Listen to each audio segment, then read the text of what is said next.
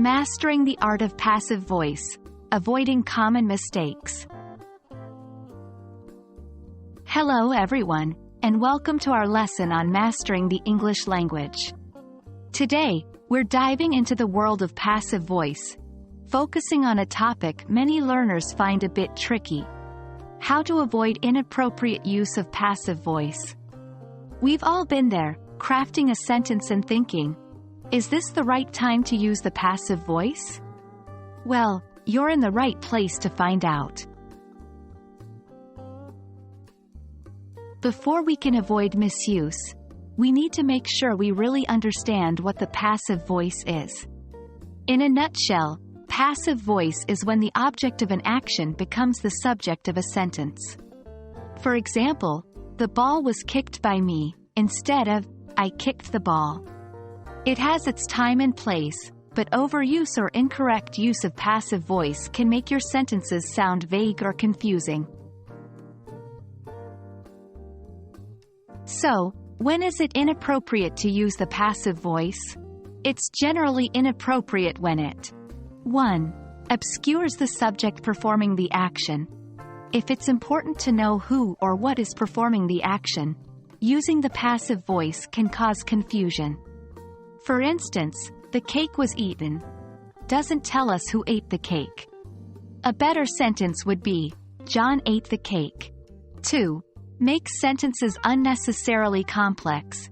Sometimes, using the passive voice can lead to longer, harder to understand sentences. The book was read by her is more complicated than simply saying, she read the book. 3. Takes away the action. Passive voice can make a sentence feel flat because it takes the focus away from the action.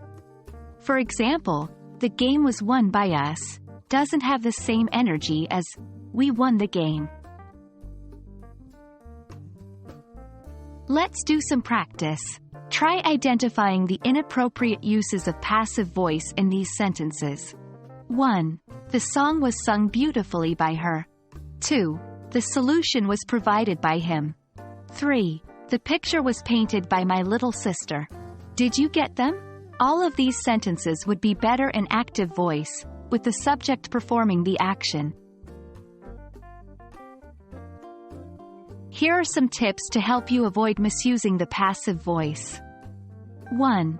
Always identify your subject. Before constructing your sentence, know who or what is performing the action. Make sure they take the spotlight in your sentence. 2. Keep it simple. If you find your sentence is getting too complex, try rewriting it in active voice. 3.